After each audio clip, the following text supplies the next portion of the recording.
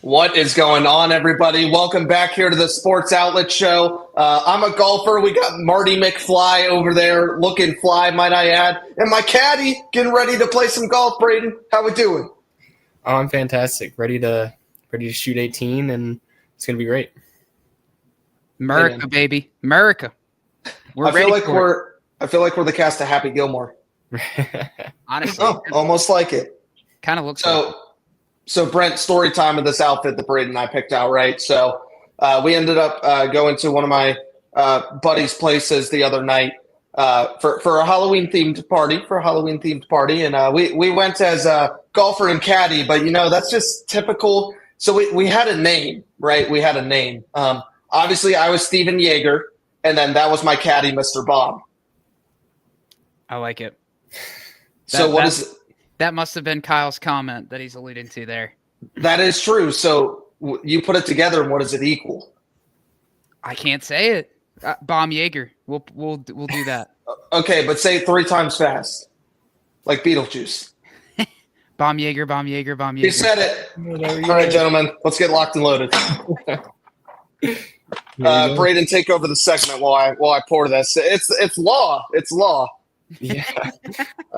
Yeah, we got a lot to talk about today. Aside from this could be a whole segment on its own. It was a sports equinox on October 27th. That means all 4 major sports played. It was awesome. It was a really good time. Yep. Probably headlined by that the World Series game, which we'll get into. But yeah, always a special day when all 4 sports can come together. I'm just bummed there was no pickleball, no ping pong. Right. I mean, I guess there could have been. I don't know. But Cheers. It's Brent's fault for saying that. I don't understand why we're blaming Joe. Wish I had one here as well. Look at that. Absolute class. So we're ready? Mm-hmm. Okay. Let's not say it again. We gotta get through this tonight. But let's go ahead and get into it. Welcome to the Sports Outlet Show, Spooky Sports Spectacular. Things are getting scary here. Apparently, we already said Bomb Yeager 3 times fast, and who knows if Beetlejuice is looking around the corner. Little trick or treat there for you later. But as Brayden mentioned, the sports equinox, trick or treat is what we have here for you. Couple topics here for you guys. First of all, sports equinox, what does it mean, right? It happened on Monday, October 27th. Today's the 29th, but we got to highlight it just a little bit. First of all, we had the NFL Commanders Chiefs Monday Night Football was a beatdown. Go check out at sports_outlet_show on Instagram to check out that recap from Joe. And you had the NBA play 11 games. We're not going to go into depth of all of those. Penguins beat the Blues 6-3, and the Senators beat the Bruins 7-2. And then last night was one of the frozen frenzies that ESPN did a terrible job on. Scott Hansen would be disgusted by exactly what was going on there. And then you go to World Series Game 3. 18 innings? I thought we were playing golf, Brayden. You didn't tell me it was baseball season. Yeah. Spooky. They went ahead and got Game 4 out of the way, so they just wanted to go ahead and get to it. I mean, is that how it works? Yeah, if you go 18, it just counts as 2. I think that's exactly how it should work. Speaking of Game 4, bounce back night from the Blue Jays, 6-2. Yeah, they popped off. But we're talking about Game 3 when it comes to the Mariners and the Blue Jays and the Dodgers, right? First of all, 18 innings long. That was 6 hours and 39 minutes. I thought we put a pitch clock in for a reason. Second of all, guess who sang the national anthem? And at this point, it's not becoming comical. It's legitimate. Of the fact that Brad Paisley has sang at the World Series the national anthem 4 times. 2017 in Game 2, it went 11 innings. 2018 in Game 3, it went 18 innings. 2024 in Game 1 went 10, and 2025 in Game 3 went 18. You can't tell me that's crazy. That's ridiculous.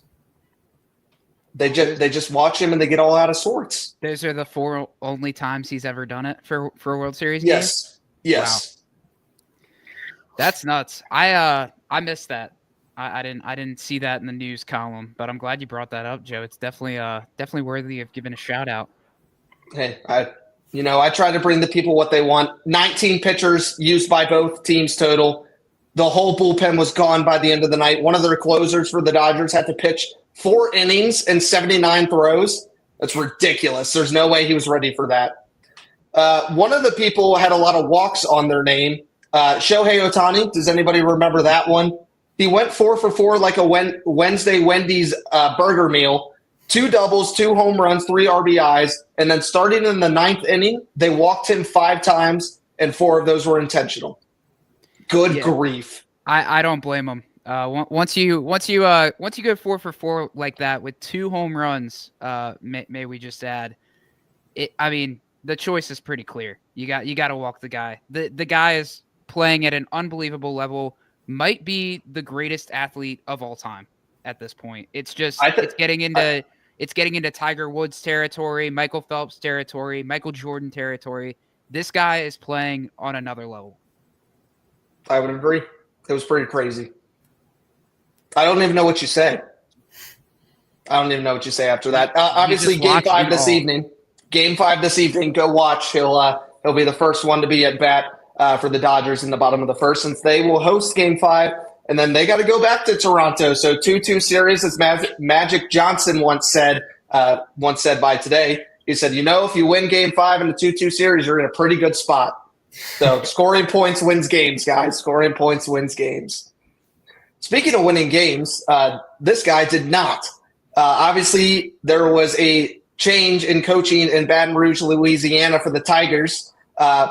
I will let you know that any news headline I put down is fake but true news. But he was handing out toothbrushes for Halloween, so that's probably why he was fired as the LSU head coach. Obviously not true, but content funny, So I appreciate the giggles for the Halloween, everybody. But 34-14 over 4 seasons at LSU does not get it done, even if you go 10-4, 10-3, 9-4, 5-3. Welcome to the SEC, guys. Anything to add? Yeah, it's ever since the firing, there's been a lot of stuff that's been coming out about former players, people that he's coached that just hate the coaching style, say he's a total, for lack of a better word, we're PG here, but total asshole. It's not a guy that you really want to recruit to your program, to be honest with you. And I don't see like a major, SEC contender. I don't see a major opening as of right now that I'd want to hire Brian Kelly for. I'll just be honest. Yeah. When 10 win seasons mean nothing in the SEC is what I've learned a little bit over my days. So, sorry to the kids is right, Kyle, about toothbrushes for Halloween. Come on, man. There is one person that does enjoy taking candy. It's like taking, like they actually took it, but it was actually money. Terry Rozier and Chauncey Billups are enjoying stealing it and arrested, both of them. We wouldn't be a podcast if we didn't talk about a huge gambling scandal that could have a lot to do, as well as talking about the SEC, with the fact the NCAA pushed back their betting rule to November 22nd for players, coaches, and staff. So when Greg Sankey whines and complains, obviously things get rescinded. So the SEC runs it, is what I'm seeing. Yeah, absolutely, and it makes you wonder if any other sports are gonna do some dig ups on potential scandals as well. I know that Eagles-Giants game last week, they might want to investigate the refs in that one because that one was questionable. I think Brayden can even agree with that. Yeah, it wasn't great. But anyways, going back to Brian Kelly speaking about the fact of where to next, looking at Bleacher Report and a couple other things, talking about UCLA, Arkansas, Stanford, and Oklahoma State as possible homes for Brian Kelly. And like the gambling scandal with Rozier and Billups, I want to talk about a little bit. Terry Rozier, he's made a career earnings of $162 million. He's on a 4-year, $96 million contract, and he threw his career away for $200,000. Allegedly. Sorry, we always use that word, which is 0.0019% of his career earnings. So stupid. What is the point? Hey, Then you just want the thrill sometimes, you know? It's true. Then you have Chauncey Billups, the Trailblazers head coach, who was a big candidate for Coach of the Year this season, who career earnings $106 million. His current salary is a $4.7 million contract extension, who likes to play poker illegally. Good grief. Sometimes you just need it to get the adrenaline pumping. I don't blame him. I don't get it, man. I don't get it. The SEC is going crazy with head coach firings. The NBA is about to look into every single play that's happened in the last 20 years. Things are weird. They're scary. Some would say they're scary. It's the sports equinox, baby. It's a sports equinox. I love it. You know what's kind of scary, but also kind of friendly? Your buddy Casper. Casper the Friendly Ghost, you know? Coming around here and there. Well, he's got your Week 9 college football game recap, right? Talking about who maybe disappeared from the rankings this weekend as well.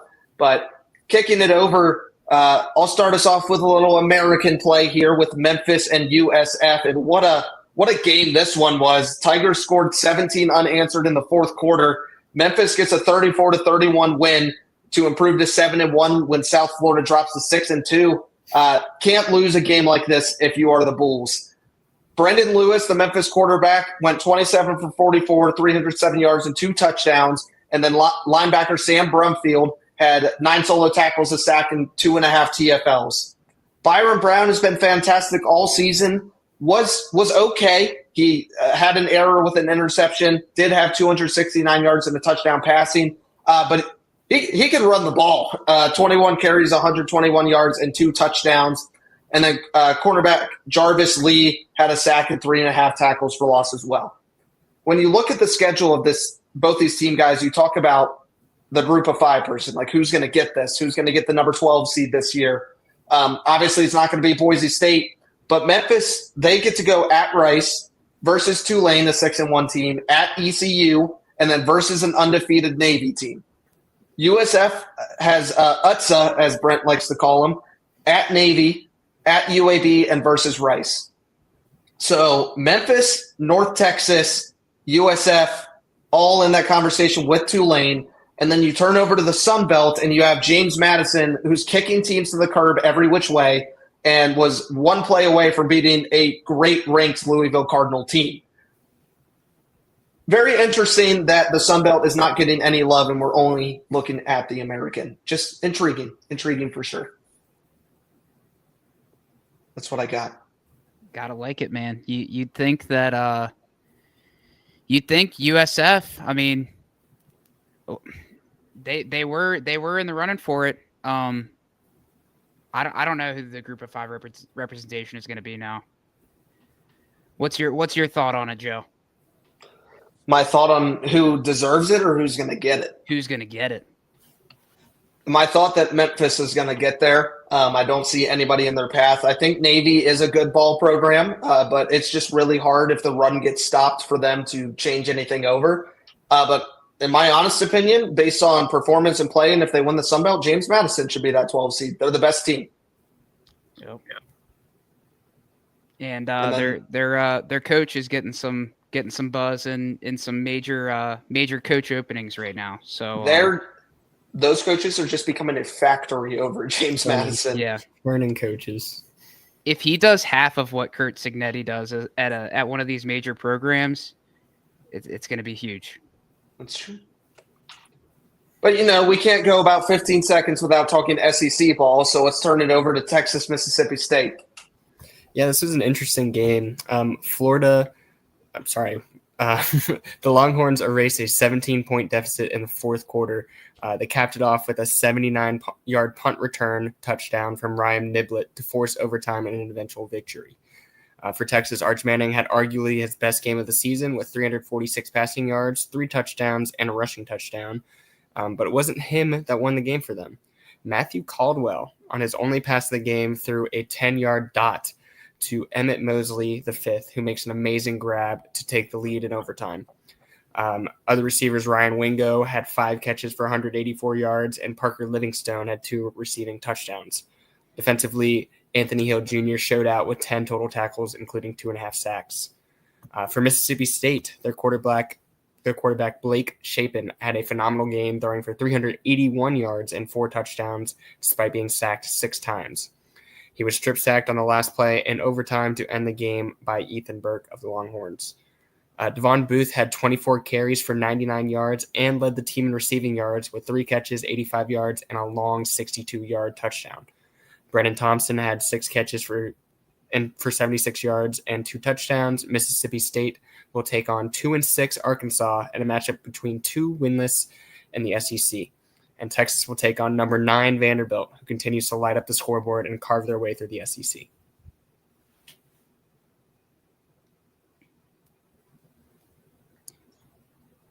You're on mute, buddy. Yeah, I think Hey, I had to do a secret. You'll learn it later. This was heartbreaking for Bulldogs fans everywhere. Mhm. Jeff Lebby had his first SEC game in the bag. Probably their first SEC win since 2023. Coming down the stretch, and just Arch Manning went full Megatron, and just depression. They were lined up to storm. They were lined up to storm the field. Yeah. It's unfortunate. It's unfortunate for Mississippi State, who's been, they've been clawing for an SEC win like this for a while. So it sucks, but it is what it is. And it would have been a big one, but still shows that this 6-2 Texas team is a fake 6-2 SEC team. I'll just say that much. There's no way they find a way. Steve Sarkisian to the Titans. Let's do it. They're drafting Arch. Oh, geez. We're going to talk about the ACC darling.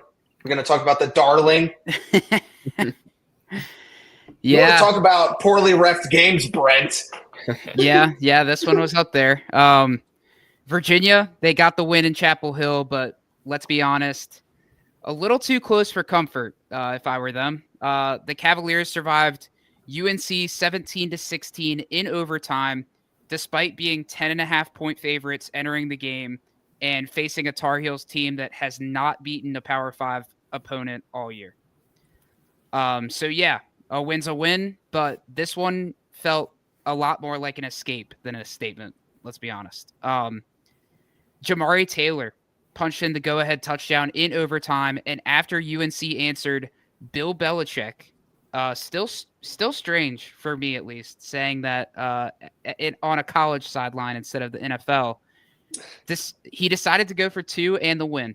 Honestly, I can't blame him too much. Obviously, like I said, UNC they haven't beaten a Power 4 opponent all year.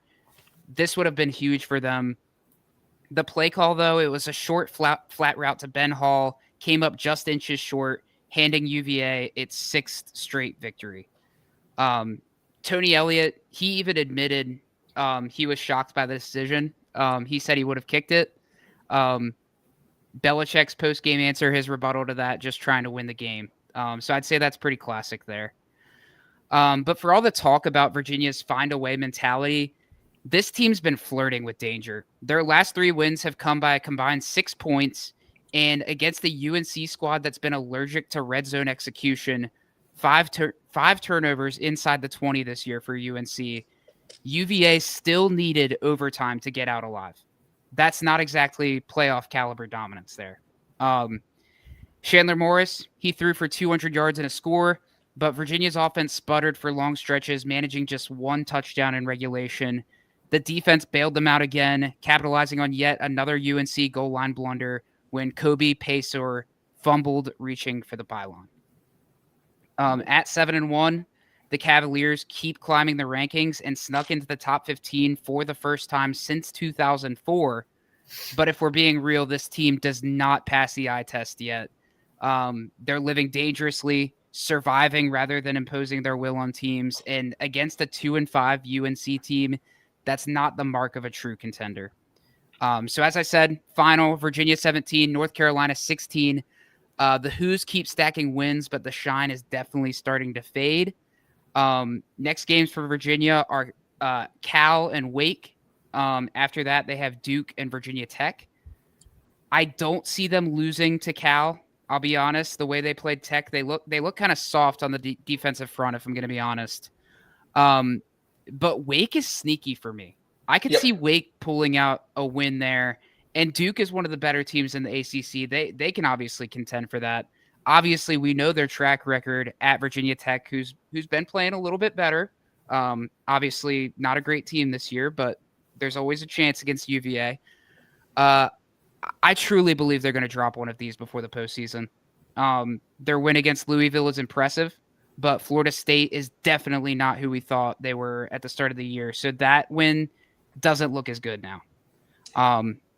I think if they lose another one of these ones, I mean, I don't think playoff even comes to mind. No. I'll be honest. So no, if they lose another one, the ACC ship is the only thing that's getting them in. And even if they do win all of them, the ACC ship could still be the only thing getting them in. But Georgia Tech's been perfect. Miami had one little blunder there as well. So very curious to see how this all pans out at the end. Obviously, Louisville sneaking closely behind too. So couple legs in the ACC, but, worst PI call I've ever seen. Unbiased. I will say that. The guy didn't touch him.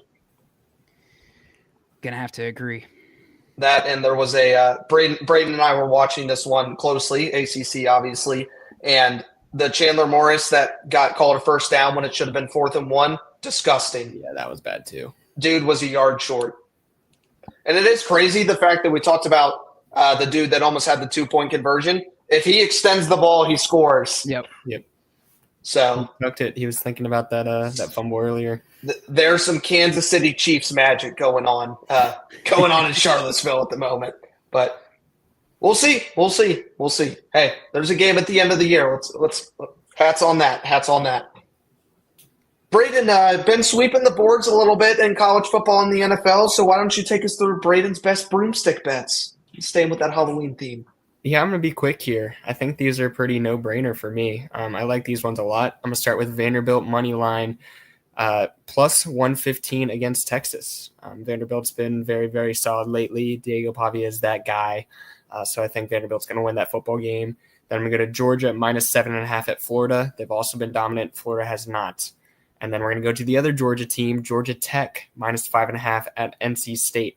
So we're going with the all-road guys. Georgia Tech has looked dominant. NC State has not. So, to me, they're all pretty much no-brainer. That'd be crazy. That would be crazy to lose to an NC State team. Who does that?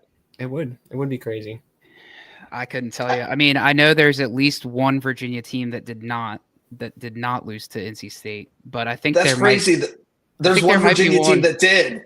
Yeah, I think there might be one that did. I can't remember off the top of my head. Wow, that is wild. It's okay. That is crazy. Guys, who invited Reaper to the party? And why is he sponsoring our Week 10 college football games? I'm scared. You want to know why? Because all three of these teams, if they lose, their season is dead. It's that simple. That is why Reaper is the sponsor. Thank you, Reaper. Hey, let's give a round of applause to Reaper. Okay, he's not in here. We're good. He said I had to do that. We're good. You just see the door fling open and it's Bryce Young. Carolina Reaper. Is Joe talking about back-to-back group of 5 games? Let's show some love. It deserves it.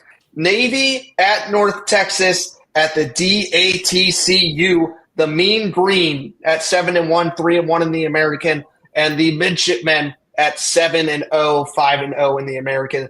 This game should have, in my opinion, had College Game Day. I understand they went to Utah. This game should have had it for every single reason there is, but I understand they had to show the Big 12 some love. But let's go through it. This game means everything with a future Power 4 quarterback, maybe the SEC, maybe Arkansas, one of those schools. But Drew Mestemaker is putting on a clinic and everything you want to see for a Power 4 head coach looking for a transfer quarterback. Almost 2,500 yards passing, which is second in the nation.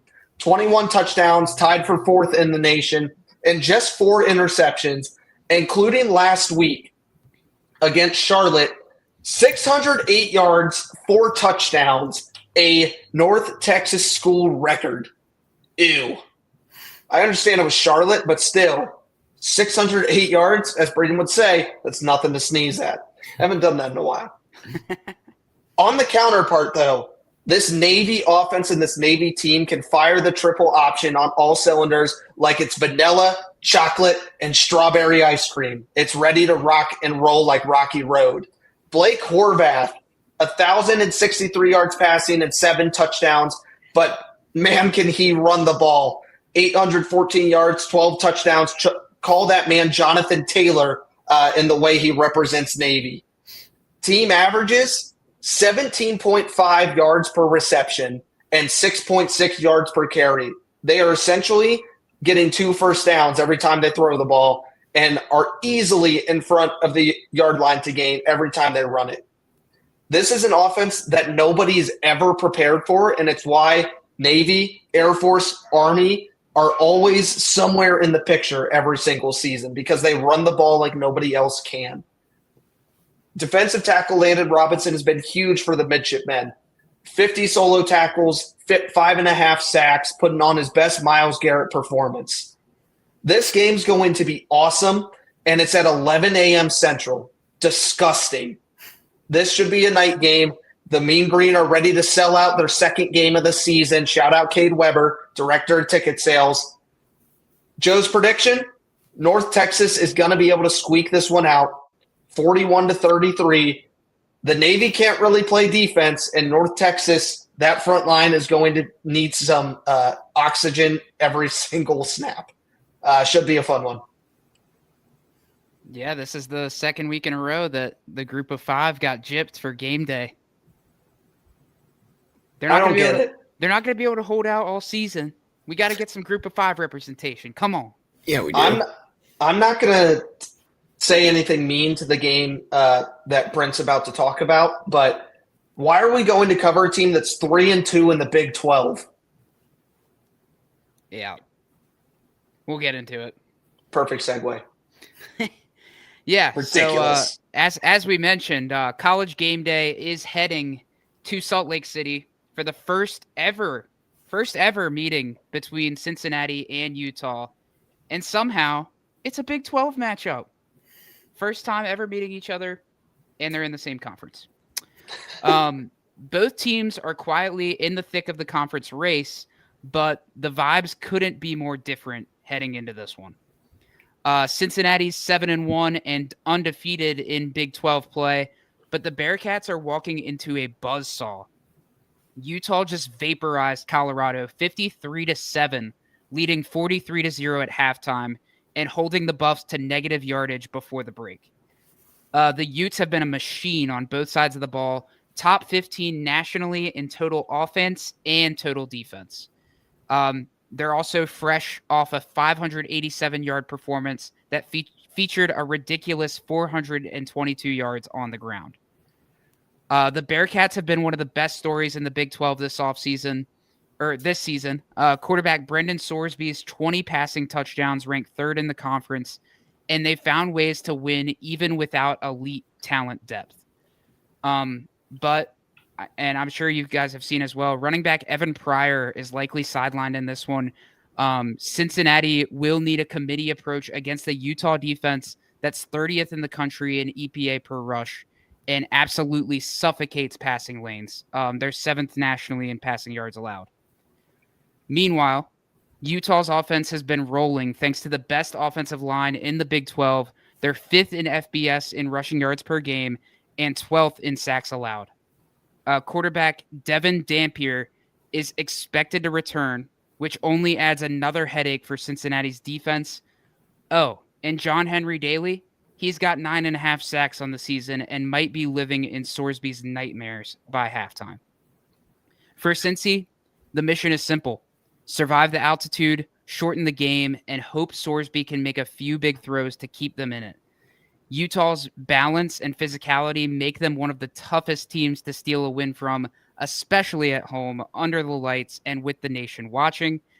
The Bearcats are 10-point underdogs in this one. And as we mentioned, it's College Game Day. Come on, we gotta have a better matchup than a 10-point favorite here. But honestly, I agree. I think that feels about right. My prediction is Utah 34, Cincinnati 24. The Bearcats fight, but Utah's just too deep, too physical, and too complete, especially if Dampier is back under center. I just wanted it to be indented. I'm wearing the green. Mean green fighting machine, baby. Mean green fighting machine. What else do they want from us? Brayden, take us to Knoxville. Yeah, this is a big one. This is a big one between Oklahoma and Tennessee. Both teams already have 2 SEC losses and are currently on the outside looking in, trying to earn a spot in the playoffs among the rest of the loaded SEC. A win here gives them a chance, but a loss almost certainly knocks them out of contention. Oklahoma is coming off a tough, close loss against a really good Ole Miss team.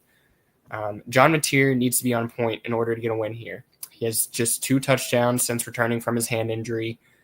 You're going to need to score more against this Tennessee team in order to win. Thankfully, they can lean on their sophomores, Xavier Robinson. He has come into his own in the past 2 games with 20 carries, 167 yards, and 3 touchdowns just in the past 2 games. For Tennessee, they dropped 56 against Kentucky in a win for them, but their defense allowed 34 points from a team that hadn't scored more than 23 in an SEC game this year. That's the 5th time this defense has allowed 30-plus points already. How long is that going to be sustainable for Tennessee? Joey Aguilar is still killing it, threw for nearly 400 yards and 3 touchdowns with 0 interceptions in their win last week. And a lot of that went to Chris Brazil II. He had 138 yards and a touchdown in the air. Tennessee will need to continue to score points and get their defense to lock in to save their season. I think this is a get-right game for Oklahoma and John Mateer. Tennessee is going to continue to allow a lot of points, and Oklahoma is going to win 31-28. 31-28. Yeah, they're looking for that big one still there in Norman, and this is the chance to do it. And there's not really any others that will matter after this one. So speaking of Reaper, he's coming after both of these teams. Probably. Most likely. It's probably happening, You can't stop him. No, you can't. No, it's okay. I think he's gone now. I think we're good. We're heading to our next character. Speaking of characters, you think about this time of the year, right? So there's just some great characters, and there's some great outfits that come out this time of year, Steven Yeager, Mr. Baum, Marty McFly. There's some great characters. Sponsored by Beetlejuice. Today you have your blind top 10 of Halloween movie characters. So it's going to get scary. It's going to get spooky. Don't say it 3 times. Don't say it 3. Don't. I don't want to see it. I did check. Brayden, you're up first today. And go ahead and talk about some strategy while I get it pulled up for you, gentlemen. Yeah, there's a lot of iconic, scary movie characters that we could see here. Just brought up Beetlejuice a couple of times. He might be on here. I'm interested to see where this one goes. Dun, dun. Yeah, I honestly haven't seen a lot of these classics. I'll be honest. I might not be a whole lot of help this segment, but hopefully Brayden can carry us to victory. Hey, maybe Marty McFly is number 1. He might be. You could be scary. I look scary. Brayden, kick us off here at number 1. Debatably a Halloween movie. Could be seen as Christmas. Depends on your style and taste. You have Jack Skellington. Yep. Nice. Jack Skellington. Pretty iconic. He's got a nice little design to him. Like you said, he does play 2 holidays. He's got Christmas and Halloween. Shoot, I don't know where to start here. There's so many that you could bring in. Let's put him at 6. Jack Skellington at 6. He's got 2 holidays. He's cheating. I would have put him at 7. 6-7. Gosh. Sorry, I had to throw that in. What a day to get married. They say it's the best. That's why I picked the date. Hey, man. I think that's exactly why. At number 2, quoted by my wife, how does this man wipe his butt? Freddy Krueger. I mean, that's a good point by Kelby. I'll be honest. No one wants to be wiping their butt with those big claw hands. That probably hurt. That probably hurt. I'll be honest. I think he might need a bidet. I'd say so. I think he's gonna have to invest in a bidet there. I'm sure he has one. Let's see. That's a good one, honestly. You know, a very, very scary character. Pretty iconic as well. I think I'm gonna go number 4. Number 4 for old Freddy. The Brayden special going in his number. Yeah. Brayden loves dressing up as Freddy Krueger. I got the. Well, tell us, Brayden, how do you do it? How do you do it? How do I do you it? You dressed up as him before. I'm sure you've taken a poop at a party. Well, he's only got one on each hand, so you just use the opposite hand, and you're good.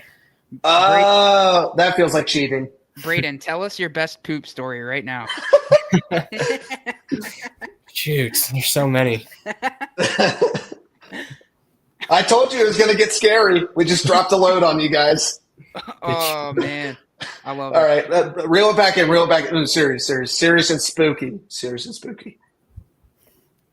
At number 3, Brayden, you have Frankenstein. Oh, Frankenstein. I think that's one that everybody knows. Technically, Frankenstein's monster is the name, but we're calling him Frankenstein. Yeah, Frankenstein's monster. He's a good one. It's very iconic. I'm like I said, I think everybody knows him. We'll put him at 3. We'll put him at 3. Very green. Very green. Mm-hmm. Go green. Yep. Let's go. Number 4. Okay, I was just making sure there wasn't a red balloon behind me. Oh, we have Pennywise. Geez. And hey, they came out with the new series on HBO. I'm not sure if you guys have seen ads for it or even watched the first episode, because the first episode's out. The Welcome to Derry. I have not. I haven't watched any of it yet, but I plan on it. Pennywise, you know, it's a scary movie. It's a scary movie. I remember us boys watching that one together in high school. Couldn't sleep that night. Had to cuddle. Yep. I like me some Pennywise, honestly. I got to put it in my top 5. It's just a matter of where. I don't know if it deserves 1 or 2. So I'm gonna put Pennywise at number 5. At number 5. Pennywise the clown. Georgie. Isn't like the book like over 1,000 pages long? Probably. I don't know how to read. Wait a minute. So you can't even read the top 10 list? No. This is why you're so terrible. No. Brayden, number 5. You're getting another iconic one. You've got Dracula. Dracula. Okay. I'm going to drop him here at 7. We got to start filling out the lower half of the list. He's also one that everybody knows. It's the go-to vampire. Here you guys go again, putting yourselves in an absolute predicament. At number, what are we at? 6 now. At number 6, Ashton Genty. I love it. It's Michael Myers. I knew exactly what you were talking about immediately. The NFL football player. It's a great stance that he has, you know, making Michael Myers iconic. Although I don't know without Ashton Genty if he would be that iconic. Hot take here. Stop. I'm not a huge fan. He's dumb. He's stupid. Michael Myers has the world's greatest Halloween song besides the Addams Family. Like I said, I haven't seen a lot of Halloween movies. This might be on the list of ones that I haven't seen. You haven't heard the Brayden? How does it go? Do.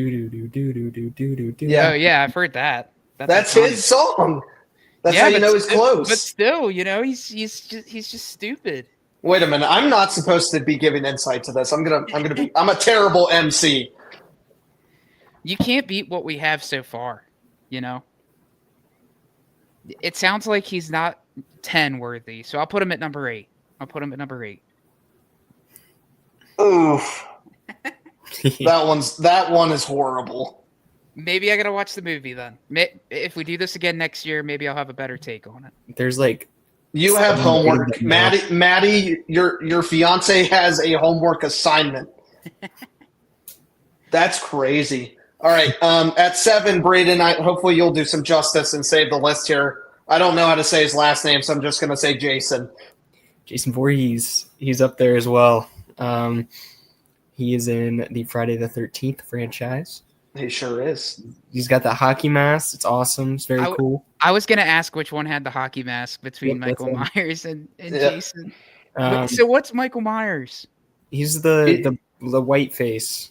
Like he's with the eyes. He's the one that only walks around with the knife like this. He's in the blue jumpsuit. Oh. Yeah. Yeah, still stupid.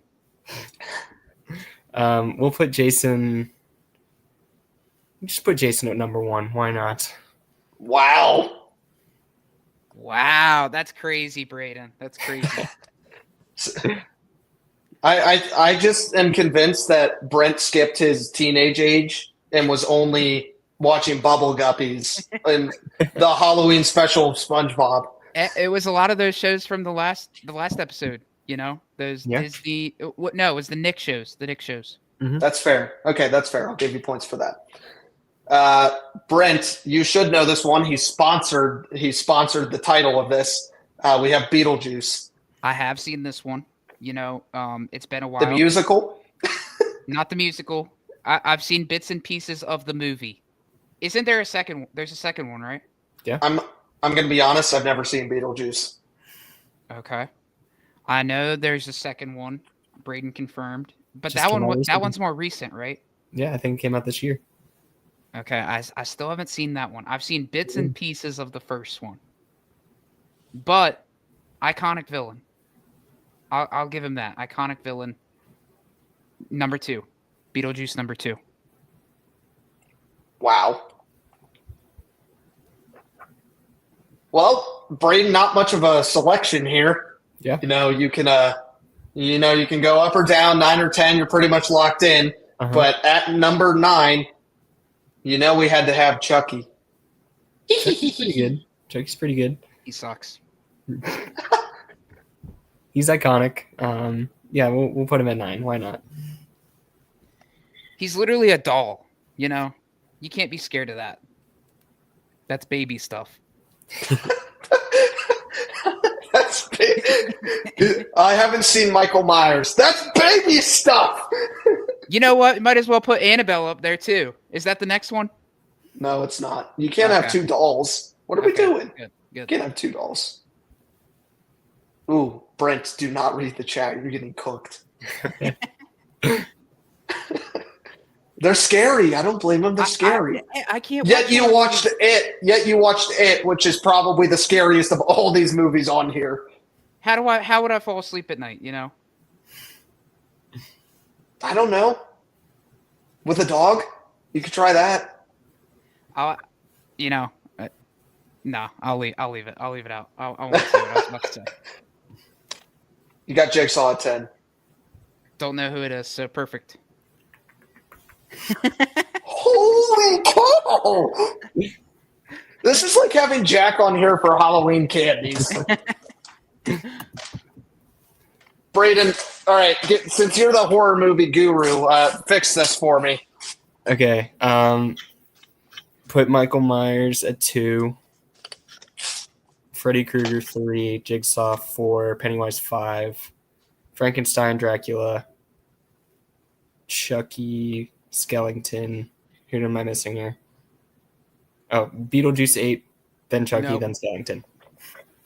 Beetlejuice is hype, bro. Wow, this was a barn burner. It's okay. It happens. We're gonna have to crumple this one up and throw it out of the playbook. Yeah. I thought we It's just- did well. Come on, guys. You have Michael down. Myers at 8. He is literally the definition of Halloween. Isn't that the name of his movie? Yes. You know, I think so. But that's just a pretty bland, generic name, if I say so myself. Calling your movie Halloween. I mean, come on.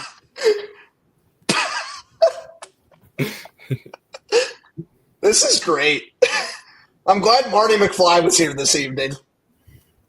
Good grief. Round of applause. Round of applause. Brent, we have some homework. We have some homework to help you out with. I said I wanted to got watch you. the new It series. That's on my list. There you go. Well, Pennywise is number 5 on here, so gotta keep chugging along. Oh, guys, this one's gonna be tough. Sponsored by Jigsaw, by the way. Thank you, Jigsaw. Appreciate you. Yeah. Just so everybody knows, none of these are actually sponsored. They're just scary. They're just scary. They're offering their spookiness. What are we doing? Casper, he apparently was not as friendly as a ghost when I talked to him on the phone. He asked how many viewers you had. I told him, and he laughed. Fair enough. I got to get this pulled up. So I never rehearsed these. And how many games are we missing now? Like 4? Yeah, it's going to be rough with the bye weeks. You're going to have to change up your cadence. It's like asking Tom Brady to change his spiral. What do you want from me? Because it's better to be under 2 than over 2. If you're over 2, that's just a failure. I mean, yes, but I don't want to be at like 90 seconds because then I feel like I didn't do it justice. That's true. All right. It's a seesaw. It's a jigsaw. It's a jigsaw. It's like a puzzle, putting all the pieces together. All right, I'll do my best. Let's hit it. Bills and Panthers in action the other night. Quarterback Josh Allen in Bank of America Stadium beats Cam Newton's record for most games with a passing touchdown and rushing touchdown. James Cook goes ham, 19 carries, 262 yards, and 2 touchdowns. And Rico Dowdle, Canales, put him in the game. We go over to the Miami Dolphins and Atlanta Falcons, 34-10. They obviously were really missing Michael Penix and Drake London, 34-10. A beatdown. Mike McDaniel saves his job for this week. Waddle had 5 receptions, 99 yards, and a touchdown. And Tua turned the page over. 205 yards and 4 tutties for him. Tua looked great. Bijan Robinson, kind of like Rico, did not get enough carries. Kicking over to a horrible officiated game. Eagles-Giants 38-20. Cam Scadaboo, unfortunately, out for the season. Prayers going to him and his family. Giants could not stop the run with 276 yards given up. Saquon Barkley with 150. And Tate Bigsby over 100. Jalen Hurts throws for 4 touchdowns. Browns, Patriots take care of business despite Myles Garrett having 5 sacks. Still lose by 19 points. 8 straight seasons of 10-plus for Garrett. Drake May looked well, 3 touchdowns. Mac Hollins showed up in fashion, but even better performance, 7 catches, 89 yards.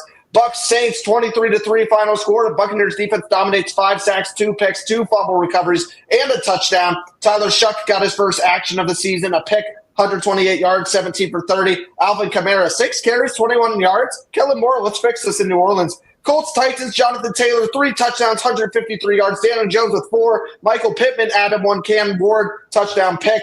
Colts end up going to 7-1, Titans to 1-7. Broncos, Cowboys beat down in Denver, 44-24. They go to 6-2. Bo Nix, 4 touchdowns. R.J. Harvey with 3 of them. Troy Franklin with 2. Pickens and Lamb, 14 catches, 152. Marty McFly, back to you. Oh, that might be Come on, man. That might be your best one. You know, they say greats like me, Tom Brady, I can win it in New England. I can win it in Tampa. I win it at Fox Sports. What do you want from me? Hey, and some good content there. I liked the Tua turn the page over. I don't think I've heard that one. Nice. Did you guys catch his eye from that game? The pregame, his eye? I did not. So he was wearing a visor, and they couldn't get a great picture of it because of the visor, but his face was like super swollen. I don't know if he was like sick or if he got punched or something, but his eye was like swollen shut. So I think what he just needs to play with one eye from now on. It might make him, That makes sense. You know how like you're lining up like a rifle or something, like he just needs to shut one eye and then he's a gunslinger now. Well, you know, like what happened with Jameis Winston, he couldn't see and then he got better. Yep. Tua had to do the opposite. Yep. He could see too well, is what they were saying. Mike McDaniel's job is saved.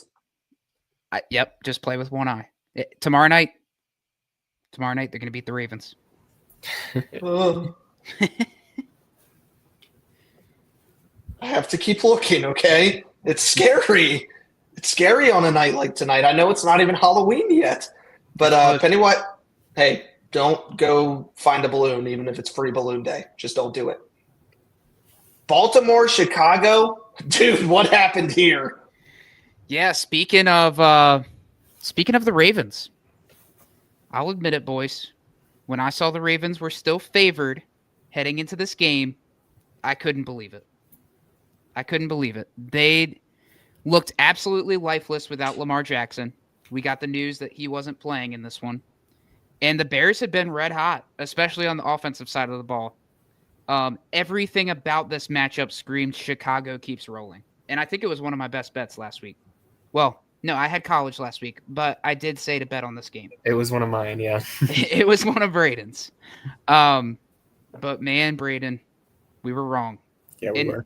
And hey, credit to Joe. Credit to Joe. Joe called it a trap game from the start. Obviously, Joe can't gamble, but he gives us some advice from time to time, you know? Whoa. This is false.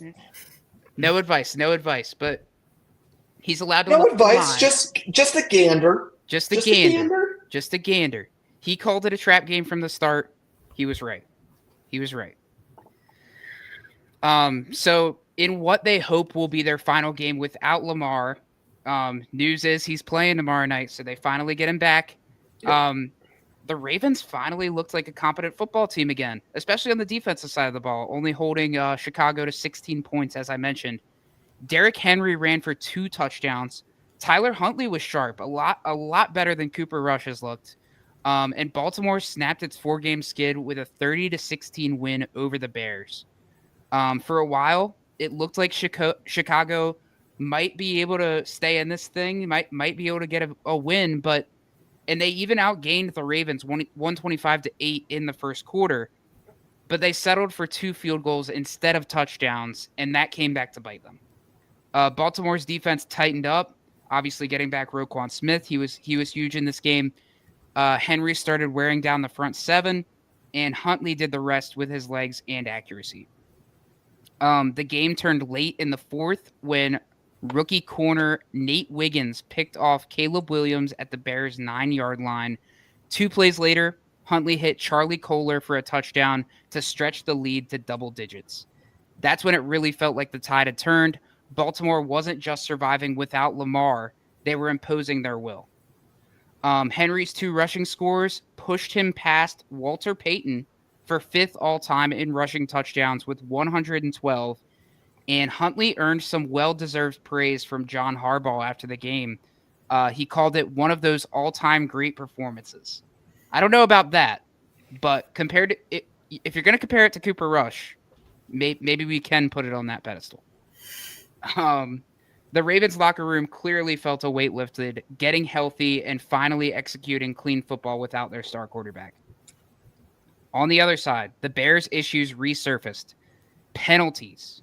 They had 11 for 79 yards in this game. Red zone inefficiency. And an offense that went 3 full quarters without a touchdown. Caleb Williams threw for 285, but had the game-shifting pick and could not finish drives. This was the version of Baltimore we hadn't seen in weeks. Disciplined, physical, and opportunistic. And if Lamar's back next week, which, like we said, news came out today that he is, suddenly that 2-5 record doesn't look as hopeless as it did 7 days ago. Yep. So what I'll end with is this. Do we think the Ravens make the playoffs? Because tomorrow night, Dolphins, I think they're favored by 7.5, if I remember the line correctly. They have the Vikings. Right. They have the Vikings after that. Browns, Jets, Bengals. Win all of those. I think they'll be heavily favored in all of them, maybe by more than 1 score. And you're back to 7-5. Oh, I'll put the contrary on that too, Brent, of the fact that the Bengals are not good. The Browns suck. And you're talking about making the AFC North, right? The Steelers have dropped their last 2 to the Packers and the Bengals. They play the Colts this week, then the Chargers, then the Bengals, trap game. The Bears that can very easily beat them on offense. The Bills, and then the Ravens get a shot at them. Their first of, I think, 2. Of 2. And then that game on January 4th to end the season is huge. And, again, they also play the Lions in there, the Steelers do. So 9-8, that's what you need to beat. I mean, this is why we were all wondering, why the Ravens were still favored to win the AFC North at 1-5. There's your answer right there. Yep. Lamar's back. The schedule's getting easier. They've got a real shot at this thing. And I know they were my Super Bowl pick going into the season. I don't think it's off the table. It's possible. Yeah. Once you get into the playoffs, anything's possible. Yeah, Lamar and Henry are the scariest. They're the Navy of the NFL. Absolutely. Crazy enough to think. Another game, Brayden, that did not go away that anybody saw coming. Talk to me about what happened in San Fran. Yeah, this game was a shock too. San Fran 15 loses to the Texans with 26. The Niners seemed like juggernauts despite all the injuries prior to this game. And the Texans seemed to be barely hanging on, but the Texans were dominant in this one. They led from the first drive after a 33-yard Kenny Fairbairn field goal up until the final whistle. The 49ers could not get anything done on offense. Mac Jones had just 193 yards with 2 touchdowns and an interception. Christian McCaffrey had his worst game of the season by far, with only 68 total yards on 11 touches. Touchdowns go to George Kittle and Jake Tonjes to celebrate National Tight Ends Day. For the Texans, C.J. Stroud, 30 for 39 for 318 yards, 2 touchdowns. He was sacked 0 times, and he had 1 interception. Woody Marks is coming into his own with 111 yards from scrimmage. Xavier Hutchinson and Jaden Higgins bringing the touchdowns from Stroud. Kamari Lassiter on the defensive side of the ball comes up with the interception on Mac Jones. And the Texans will continue to attempt to save their season next week against the Broncos. That's going to be a tough one for them. The Niners will take on the Giants as they hope for the return of Brock Purdy. I can't find a way to think about this Houston Texans team at all. Yeah. No idea what's going on. The Texans and the Falcons are very much the same team to me. Like you don't know which team is going to show up each week. You have no idea. Mm-hmm. I don't get it. I think that's the most perfect sentence you've ever said on this podcast. It's ridiculous. It's the truth. Oh, boy. Speaking of games that nobody saw coming, is this one scary to be a Bengals fan? The New York Jets have won a football game, and they beat the Bengals 39-38 for a win. And Aaron Glenn, Justin Fields, Breece Hall celebrated like they just won Super Bowl 60. What a game to win for them. The circle of parity is complete, gentlemen.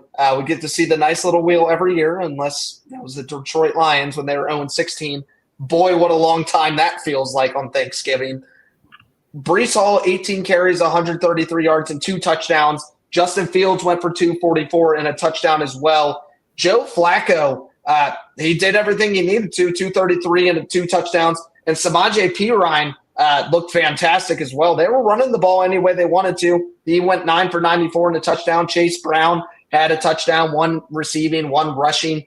But it's nice to win one. It's nice to win one. That's what they say. That's what they say about the New York Football Jets. Up next, the Jets to the bye. The bye is 1-0, so they could lose this one. And Cincy gets to host the Chicago Bears. What comments is that? Good grief. Oh, no. Brent, I'll do my best to give your best bets while I'm pouring a Jaeger bomb. Yeah, nothing like your wife showing up on the show to. She did you dirty, bro. I'll go ahead and get started with some of my bets here. My first one is easy, and I really don't understand it, to be honest with you. 49ers minus 2.5 at the Giants. The Giants just lost their most dynamic playmaker, Cam Scatterbo, as Joe mentioned in his 2-minute drill. Very tragic. Obviously, me being a Giants fan, it's sad to see, especially after the Malik Neighbors ACL tear earlier in the year, our previous most dynamic playmaker. So it just sucks to be a Giants fan right now, I'll be honest. But the Giants also just allowed over 100 yards rushing to both Saquon and Tank Bigsby. CMC is going to have a heyday. I mean, 50 fantasy points coming right up. Give me that spread easily. My next one, Broncos money line at the Texans. I know the Broncos are without Pat Surtain in this one, but the Texans have one of, if not the worst offensive line in the entire league. The Broncos, on the other hand, 36 sacks on the season through 8 weeks, still on pace to break the single-season sack record set by the 85 Bears. They might have 10-plus in this one. I'm just being honest with you. Give me the Broncos money line. My last one is Saints at the Rams. I have the under. 43.5 is what it's set at. The Saints are moving to Tyler Show, who I didn't like all that much coming out of college. And personally, I think Rattler still gives them the better chance to win. He's had some ups and downs, I know. It's mostly been downs, but I don't think Show is any better. I don't see the Saints scoring above 10 in this one. So that would mean the Rams would have to put up more than 33 by themselves. I don't see that happening. Give me the under. $10, if you put $10 on all that, parlay it together, it's $74.95. So a nice $75 payday if you hit all those. You know what we say. You know what we say, right? About $75, what it gets you? It gets you your $25 bet at Caesars, a double down, and an easy bust. I love it. And with that, Jacob boom. Cheers, gentlemen. Cheers. With my water. Bear for me, you know, America. Gotta go with the bear. Hey, man. Steven Yeager. We drink Jaeger. It's that simple. Sponsored by Frankenstein, by the way. NFL Week 9 games to watch. Take me over. Talked about these two teams already, but take me over to Houston, Brayden. Yep, Brent, you just talked about it. This game is an interesting one. The Broncos absolutely demolished the Cowboys last week for their 5th straight win. Bo Nix threw for 4 touchdowns. The run game was great, and the defense forced 2 interceptions on Dak Prescott, who had been playing lights out up until this game. This upcoming game is interesting for them. The Texans have been quietly putting the pieces back together after their abysmal start to the season and could be a bit tricky. That might be why they're not favored. But early on in the season, Stroud struggled with sacks, but has been kept relatively clean lately. Nick Bonito has 8 sacks. Jonathan Cooper has 6. Zach Allen has 4. They will try to remind C.J. Stroud how the turf feels. Speaking of Stroud, he's starting to come back to life. He's got 1,600 yards, 11 touchdowns, and 5 interceptions. Nick Chubb and Woody Marks have 535 yards and 3 touchdowns combined. And they have a whole slew of wide receivers who can make things happen, especially Nico Collins, who returned to practice today. He's dealing with a concussion. He would love to be able to play in this game. I agree with you, Brent. I think the Broncos have been too dominant, and they will be dominant against this offensive line. But I think it's going to be pretty close. I have the Broncos 27, Texans 24. All we need is a win, baby. Exactly. That's how the money line works. Yep. Oh, November 22nd, how you used to be November 1st. It's okay. It's okay, guys. It's okay. You know, it'll just keep trickling away, but it's okay. Kansas City at Buffalo. Do we get this game every year in the regular season or in the postseason? It feels like it's happening. Let's kick it over. This one is obviously in Buffalo. Let's talk about Mahomes versus Allen in the head-to-head season, right? In the regular season, Josh Allen leads this series 4-1, just dominating the Chiefs in the regular season. You flip it over to playoff time when you need to be clutch. Patrick Mahomes, a clean Game 7 series sweep, 4-0, 4-0. Allen is yet to beat him. But we're talking regular season, right? Patrick Mahomes, MVP odds is at +50 right now, and Josh Allen at +400, Mahomes being your leader. Patrick Mahomes, 2,099 yards passing, 17 touchdowns to 4 picks, excellent stat line, as well as he has 4 rushing touchdowns, which is tied for his career high, and it's only week 9. So Patrick Mahomes using his legs a little bit because the rushing game sucks in Kansas City.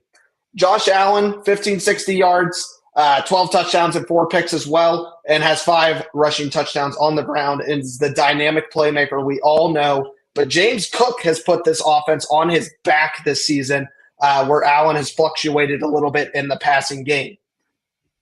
My prediction, this Kansas City Chiefs team, everybody wrote them off when they were 0-2, and people have watched the NFL enough to know that you shouldn't do that when it comes to Andy Reid and Patrick Mahomes. I think this is a game that, you know, Buffalo's coming off a crush, stomp, run all over win against Carolina. Their mindset is about dominance and running the ball. Kansas City coming off a couple great wins and some dominance against Washington on Monday night. I think this game is a game-winning field goal by Harrison Butker, 31-28 Kansas City. But again, stay away from this game.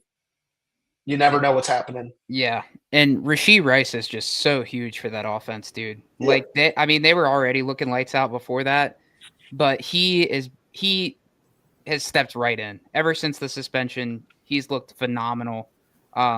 Probably like rest of season, I'd put him in like top 3 fantasy wide receiver rankings. He's been that good. He's been fantastic. You want to talk about other people that have been fantastic? Brent's talking about the Colts. We're healing. Yeah. We're healing. Yeah.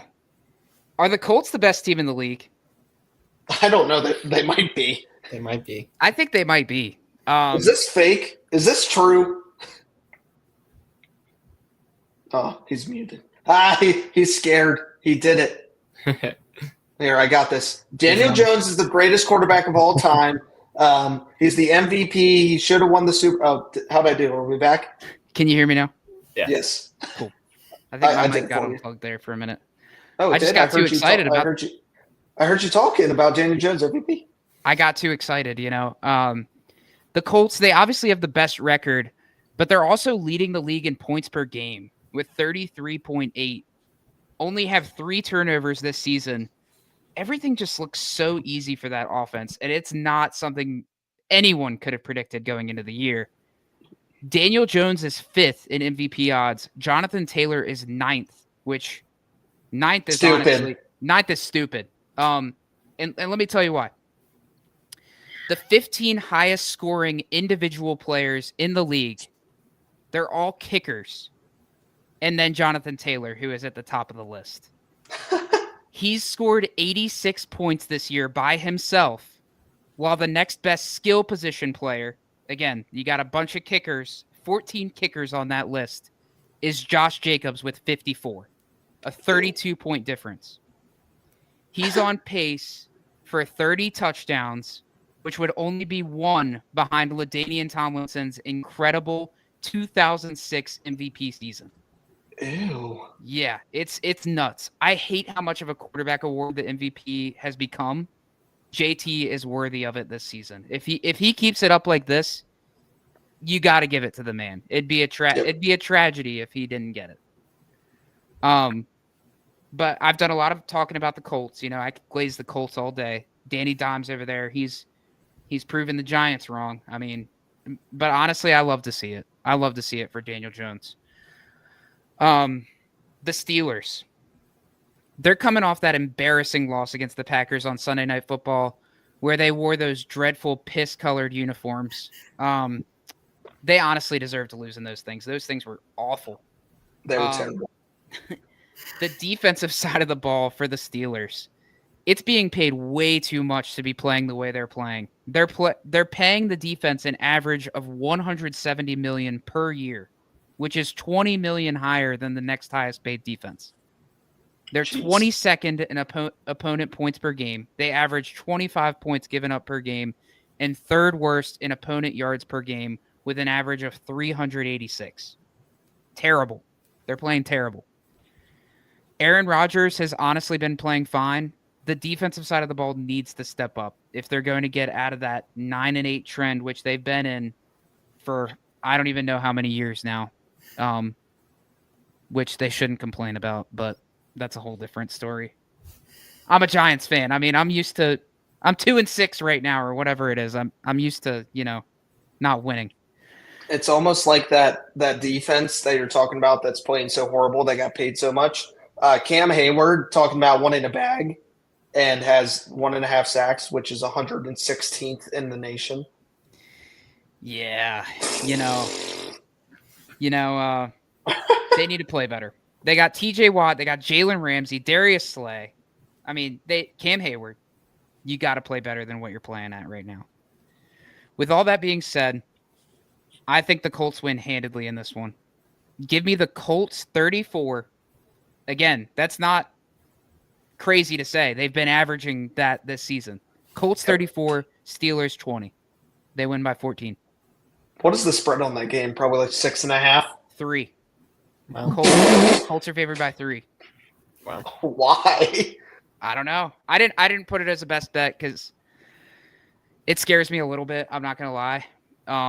But I do think the Colts win handily in this one. That's crazy to me. Sometimes the lines don't make any sense.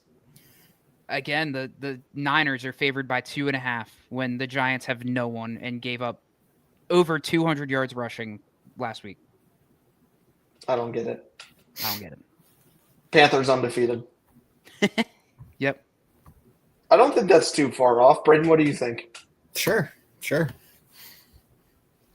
Brayden was watching me infuriated at Andy Dalton this past weekend. Yeah, that was a pretty poor quarterbacking performance if I've ever seen one. He did not play well at all. Kimmy should hurt Sanders. What did you expect, Joe, going into that with Andy Dalton? Against Rico Dowdle getting the ball more than 8 times. Well, I heard Dave Canales said that they want to give him the ball more. I heard that the running back plan has been set for Sunday, and they're not telling what the snap percentages are. But if Rico doesn't have 70% of them, we are stupid. Agreed. Considering he had 8 yards a carry last week, and he's still in like 6th in the rush leader category. And he's played 2 weeks, guys, as the lead back. Those 2 games were massive, dude. Unreal. It's ridiculous. We'll figure it out, maybe. Sponsored by Dracula. Welcome to the Survivor Pick'em. His teeth sank into Brayden's perfect record last season because Atlanta sucks. Yep.